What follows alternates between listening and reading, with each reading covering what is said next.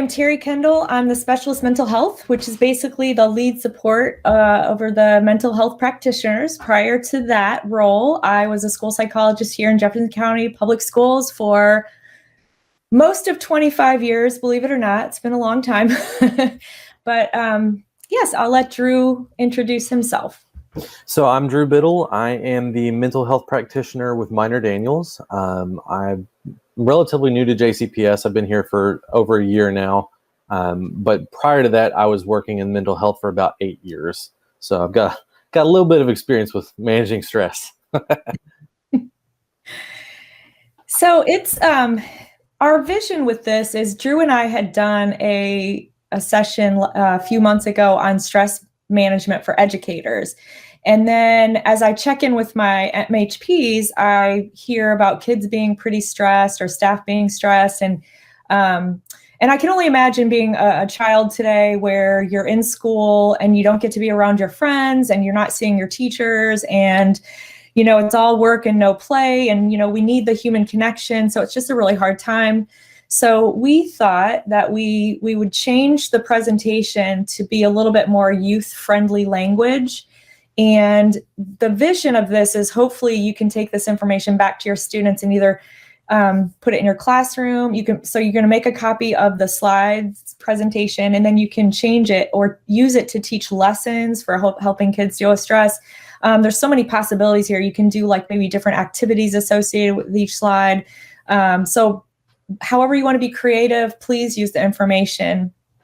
So we first just have changed the definition a little bit to stress, just saying that it really does affect you all over. It affects your body, your mind, your feelings. It's some sort of emotional or physical tension. And then just briefly talk about the feelings associated with stress, that it's that you can be frustrated, angry, worried, or uncomfortable. In our original presentation, it was a little more technical, where we really went from everything going on with your brain on this fight or flight type of response, that your brain triggers hormones, certain things physiologically happen in your body. And I can definitely pass that over to you if you think you've got some pretty intellectual students who would like to see that. But for the most part, I think with kids, you want to just help them understand their body cues and what goes on in their body. Because when I worked with kids directly, I would teach them that your body's going to feel things before your brain feels it. So it's really important to help your students learn what's happening in their body when they're getting stressed. So showing them, does your stomach feel funny? Do you have a headache? Are you clenching your jaw, your fist? Is your breathing kind of messed up? Are you having trouble sleeping? So just giving them a list and saying what happens to you, helping them build that awareness. So basically, what is stress management? It's just a set of techniques to help people deal with stress. So when you're talking about the beginning and introducing this lesson on stress management is helping students understand stress. So what does stress look like? Where do you feel it in your body? What stresses you out? What do you do now to feel better? So what strategies do they have right now to deal with stress? Because you want to kind of see their baseline of what they're doing. And thoughts is a big one. A lot of times our thoughts are what gets us in trouble. Our brain is constantly going all day long, and it can really get the best of us. So our thoughts and stories a lot of times create more stress and more drama in our life than it's good for us. So there's that analysis piece that you want to help students figure out, are your thoughts in the past? Are you really focused on something that happened a long time ago and you just haven't really fully processed and dealt with, which is really bringing you down? Or are your thoughts in the future where they're just like, you're just worrying and you're anxious and you're nervous and you're just making up a whole scenario that really has no basis in reality because we're not there yet. We're not in the future yet. And that's where a lot of that anxiety comes from. Or are they present? Are we really focused on that moment? And a lot of things, and Drew will talk about this later, is that piece is in the present. Like you just want to be present and stay on that moment. And another thing to look at is sometimes kids or people in general tend to be more positive and or they tend to be more negative, and they really have to work sometimes to change that up to positive if they do tend to be negative. So helping them see, where's the silver lining here? What's the good side of this? Is the glass half empty? Is the glass half full? And then grateful. Are their thoughts more grateful and they're really thankful and appreciating moments, or they tend to be more judgmental or critical? Because you just kind of have one or the other you may lean to. So it's really helping them analyze their thoughts a little bit closer.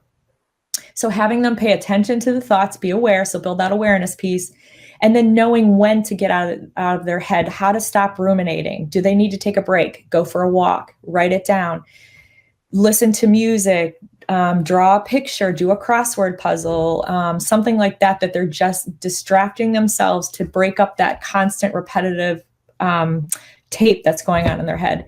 And then maybe what's something positive they can do when they get into this, what I call it a heavy mode, when they're very heavy. And then, are there beliefs about yourself, people, or situations you can challenge? So where can you fight back a little bit and say, that's just not true. I'm making that stuff up. I have no evidence for that. And so helping us get out of that mode. And feelings. One thing I know kids a lot of times misunderstood, whether that's from the family they grew up in or the message they were given, is that we need to teach them that everyone has feelings, and feelings are not bad. They're not a bad thing. It's what we do from those feelings. Everybody gets angry. Everybody gets sad. Everybody gets stressed. Everybody gets maybe frustrated or scared. That's just part of being human. Feelings are actually there to protect us and guide us. They give us messages, and we just need to pay attention to them and see them for what they are. And how many times have we been so upset about something and we just sleep on it, and the next day we're like, I don't even know what I was upset about. So they're just kind of fleeting a lot of times. So helping them not take us over is the most important part. And then also to take that shame piece about it's not a bad thing to talk about your feelings. Actually, it's a very good thing to talk about your feelings and to express yourself. And then that behavioral piece is really important, that there's things we can do and pay attention to, whether that's your lifestyle or that's physiology, that kind of thing. So we start with your breathing, and your breathing really is your anchor. So when a child is really stressed, one of the first habits you can help them get into is to get right back to their breathing. Like, let's slow down your breathing, whether that's teaching breathing strategies. And I'm pretty excited because every time I check in with my MHPs, most of them are doing some sort of mindfulness strategies, or they're collaborating with their counselors on this. They're going into classrooms or helping their students with this, or their staff. So all kinds of different breathing strategies to help them take control of that breathing again. So teaching students, are you breathing in through your nose, or is it really like through your mouth and it's really deep? Is it really deep, or is it really shallow? And then sleep is something that we don't always address as much as we need to, but it's super important. If kids don't get enough sleep, they are more likely to be anxious and stressed. So really analyzing that piece. What time are they getting to sleep each night? When are they getting up? Are they, sleeping 4 hours and then they take a 2-hour nap? So really helping them change some of that if they are. And then what's their sleep hygiene like? So what do they do when they get ready for bed? Are they getting off the screen time? Anything to eliminate screen time before bed is the best thing you can do, because they're constantly stimulating their brain at night. And so whether it's a television, a video game, social media, or whatever, if you can talk any of your students into limiting that, it's a really good habit to make. And then exercise. I know right now there's so much screen time. I know my eyes are feeling it lately. So what kinds of things can they do between their breaks in school or when they're done with school? Are they getting outside and going for walks? Are they doing some sort of yoga activity or exercise activity during the day? Do they like to ride their bike? Do they play with their friends? What kinds of things can they do to get away from television and to move their body? And then nutrition is something we don't always talk to our students about, but really trying to help them see that what they eat affects their brain. So if they're eating a lot of processed foods and a lot of quick foods and a lot of sugars, it really does tend to stimulate your moods, and you're going to go up and down, up and down. So you really want to help them understand that what you eat, you are what you eat. What you eat really does affect your brain. And then self-expression. So helping your students know what do they like to do to express themselves. Do they prefer writing or talking? I know most students that I've worked with prefer talking as an outlet, but I've had some that are very, very bottled up. So I just have them do another outlet, whether they're writing, or sometimes I've even had them draw your anger or draw how you see yourself. So any way that they can get that expression piece out. And self-talk is really important to help our students to pay attention to their self-talk. What are they saying about themselves? What are they saying about people and situations? And again, that relates a bit with your thoughts, but really analyzing that. A good exercise to have students do is kind of a brain dump. You can do like 2 or 3 minutes where you time it and they just write whatever comes to their mind and just gets out about whatever. So if they're upset, just say, let's do a brain dump, just get it all out. And they can just, if their brain's overwhelmed, they can just kind of write it down and do it. And it's not very long. It's a good idea is to do self-affirmations. So I've had kids like write down things that they want to tell themselves over and over again, and then they cue themselves to do it, or they make they put it in their notebook so they see it a lot, or I've had them do mirror work where they look in the mirror and say it. Anything to change that script or that negative script that is going on in the brain and making situations worse. Because I always say we've just got to change your brain. You've just got into a habit of thinking a certain way about yourself or about a situation. So how can we change that? And then helping students really say or look at how are they speaking kindly and compassionately to themselves. So many times I've said, would you say that to your best friend the way you're speaking to yourself? And they were like, no, never. So that's something just to kind of get them to analyze as well. Okay, I think I am finished with my. Yeah, so I'm gonna take over from here. I'll take the baton. Sorry.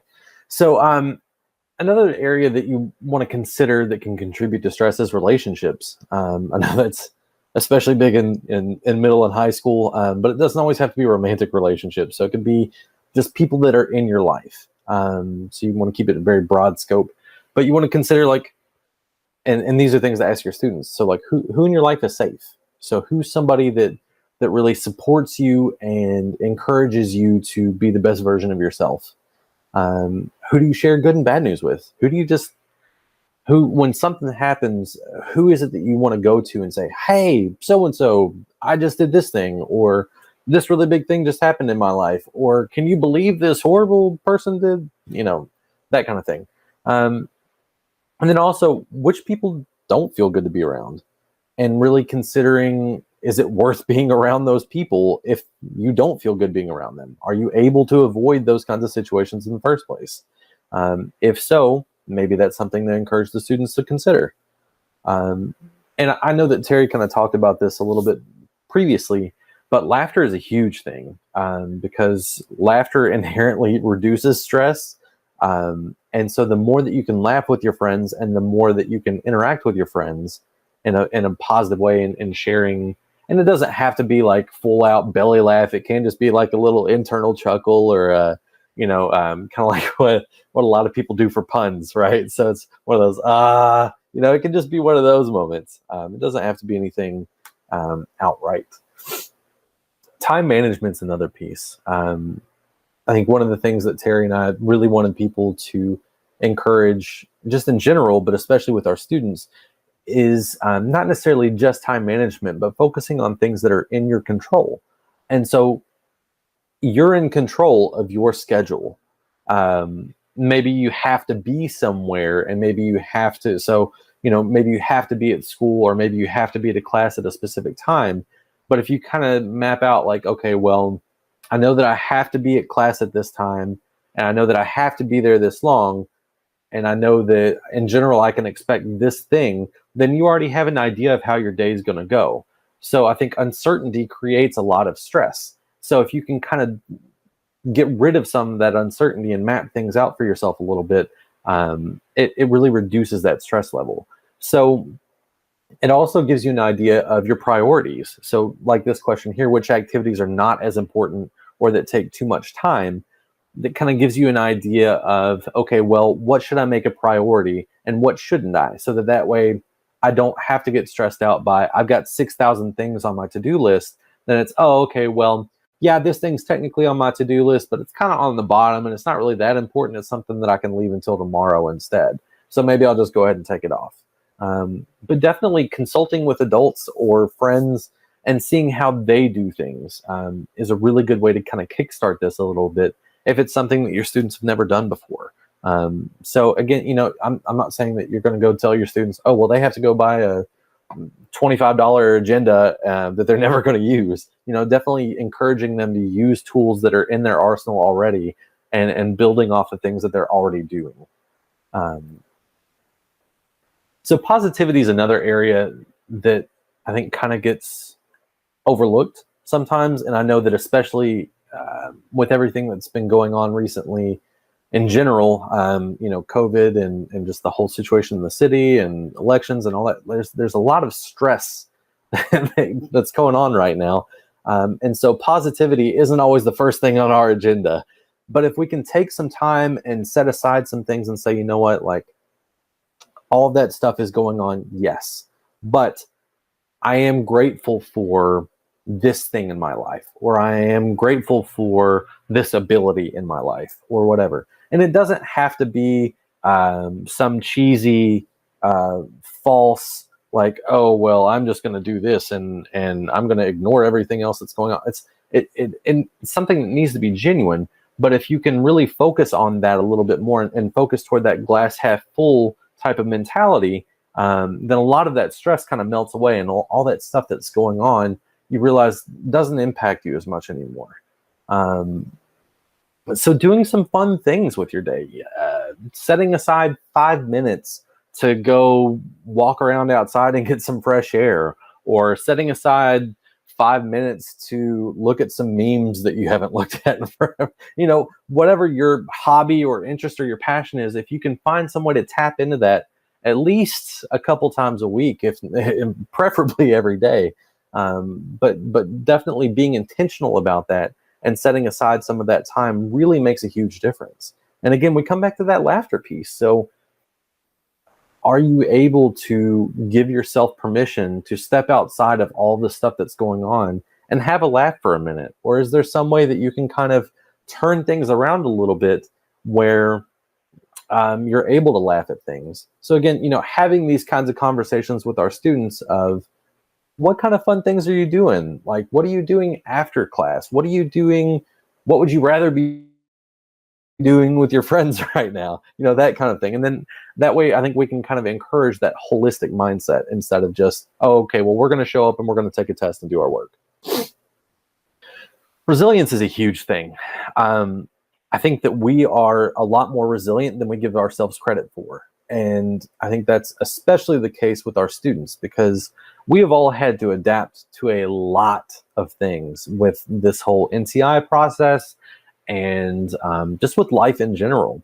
So encouraging people to not leave their house very much, or being very careful about how we leave our house, is a huge, it's a huge difference in our lives. And so we have to have this ability to overcome these adverse situations and bounce back from them. And I think that's one of our biggest strengths as human beings in general. So how do we build that? That's kind of the conversation that we encourage you to get into with your students. So do you spend time with your friends and family? And it doesn't have to be biological family. It can be chosen family. So it can be those really close friends, or that uncle, or whoever that you trust.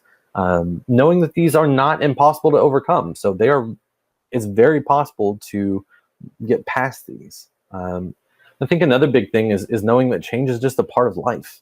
So as much as we may not like change, and as much as change can be uncomfortable, acknowledging that it's not going anywhere is probably an important step, and encouraging our students to remember that. And again, in a very empathetic way, we want to be careful how we convey that message, but definitely encouraging them to remember that, like, well, change isn't going to go anywhere. And so if we can make this, if we can build some of those skills and give you some opportunities for self-discovery and hope and optimism, then we want to do that. So because change isn't going anywhere. And again, a lot of that self-care stuff I think is really important. So finding ways that you take care of yourself every day.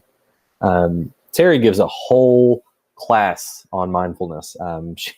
She's awesome when it comes to mindfulness and encouraging it in others. So it's very much about being present in the moment, which sounds really easy on paper. It's like, oh yeah, I'm present. I think about this and I do, and it's like, well, how present are you being? How much are you able to let go of everything else that's going on? So it's like Terry talked about, peace is in the present, and worry is an illusion. So worrying can kind of take away from that joy, and steal it away from you. So if you can kind of say, you know what, I'm going to reset. I'm going to slow things down for a minute because I realize that I'm getting overwhelmed or I'm getting stressed or worried or whatever. I'm just going to focus on breathing, or I'm going to focus on something that's going on in the room, something that I can observe. Kind of doing some of that grounding really reduces that stress level quite a bit. I think one thing that's important to remember is we can't go back to the past. So how do we deal with that in order to move forward? What things do you want to do differently moving forward? So asking those questions of your students. And definitely, just being intentional about being compassionate and healing. I think one of the things that COVID made us realize is that we may not have been taking care of ourselves as well as we could have been. And so definitely trying to be more intentional about taking care of ourselves and setting aside time to say, you know what, I'm going to do this because I know that this is good for me. And it doesn't have to be, the fitness instructors that you see on Instagram. It doesn't have to be some glorious thing. It can just be taking 5 minutes to send a joke to a friend and look at some memes, or look at something that makes you laugh, or being creative and putting something positive in the world. So it's definitely something that you want to do daily. And self-care, we really want to focus on that in several different areas, including, physical, emotional, spiritual, and relationships. So basically all the things that we've already talked about thus far, but making sure that you get some self-care in each of those areas, because sometimes we can kind of do great in one area and neglect another. And it's like, okay, well, those kind of balance each other out. So definitely making sure that we're taking a very holistic approach when it comes to taking care of ourselves. So these are some examples that we had where it's like, okay, well, if you want to have good physical self-care, maybe focus on your sleep, or you focus on your food, or your exercise, walking. So I'm not going to read all of these to you, but definitely making sure that you touch on each one of these areas, and taking some time to maybe meditate, or expressing your feelings, or finding those supportive people in your lives, that kind of stuff. I think the last thing that we end with here is encouraging our students to remember that it's okay to not feel okay. I think like Terry was talking about before, sometimes it's hard to honor our feelings because we want to live these picturesque lives, and we want to live, these stress-free lives, and we want to have all these things. But sometimes we just have a bad day, or we have a bad few days, or a bad week. I know Terry and I can definitely, like, hey, that's me. I've had bad days. So we all have them happen, and there's absolutely no shame at all at reaching out to somebody, somebody that you trust, and saying, hey, like, I've not been doing okay. And it doesn't mean that I need you to fix this for me. It doesn't mean that I'm looking to you to give me some sort of wild answer that I didn't know. It's just, hey, I don't know what to do with this. I just need to vent about it. So sometimes seeking professional help is the answer. And sometimes either you don't have people that you can trust, or the people that you do trust just aren't quite cutting it. And you're still having some stuff go on that you're like, you know what, this is a little bit too much. Nothing wrong with that at all. But I think one thing to remember with all this is nobody has all the answers, and we all have these struggles. So yeah. So I think that we're going to end on that. So were there any questions or? I didn't see any questions, but there were some good conversations going on. Heather Worrell brought up that her daughter said that she wished her teacher would give them a little time to talk to each other in class. Yeah. And a lot of the things you talk about, like positivity and the taking care of yourself, which we call T-Coin, my boss, Heather Worrell, is very intentional about that and asking us, every week, what did you guys do this week to T-Coin, to take care of yourselves? And we have that discussion, and it's good to hear each other and what we liked about that. But then doing it with the kids, I'm sorry, go ahead, Drew. No, I was just saying, absolutely, I agree. With the kids, I think, Terry, go ahead. No, I like that idea. Like, I feel like that's been a common cause. Like, kids want to talk to each other. So I put in the chat box there, I thought, like, lunch bunches that counselors and MHPs are having where kids can just join in and talk to each other. I mean, they miss each other. That's the joy of school, is seeing their friends. Yeah, and I just talked about this in the last episode where I was doing Minecraft, and where I've had multiple teachers comment in the last couple of weeks where they've started using it, and they say it's crazy when the kids get in there, they really start talking, whereas typically they don't talk, and I don't know why they don't talk in my meet. And I said, well, think of it like being in a school building. In your classroom, you don't want them to talk, but then when they go out to the playground, they are just in their environment, and they are wild. That's really how they feel. They get that comfort level in the Minecraft world, and they do start talking. And it's great. Just have those clubs, like you were saying, Terry. The lunch bunch. My son goes to Kenwood, and they have meets set up at different times throughout the week where they can just go in, and it's a safe space for the kids just to talk to each other. I love that. Very good. That's great. Yeah. Well, we're hoping this presentation will be used more, so that we can help our kids manage their stress. Yeah, I think we forget about it, and we see this and we go, oh yeah, I know to do that, I know to do that. Yeah, but are you intentional about making it known to your students to do these things and how important it is for that self-care? Absolutely. Right. And creating that to it, for sure. Well, and that's exactly why we wanted to do this presentation, because I think, are these things that we all know to do? Yeah, absolutely. But how intentional are we about doing them, and how much time do we give ourselves to do them? Because okay, well, I did it for 5 minutes. Well, that, that's not going to fix everything. So, it's definitely about, okay, well, I'm going to set aside time, and I'm going to be intentional about this. Yeah, and like Drew was saying, everybody's different. You have those different things that are going to make you happy. And that's like when we talk about T-Coy on our team, we hear the different things that, oh, I did this. Well, I went and, I ran, and I watched this show, and everybody has something different, and it takes a different amount of time, and letting the kids know that's okay. That's normal. Yeah, absolutely. Well, thank you very much. Yeah, this was great.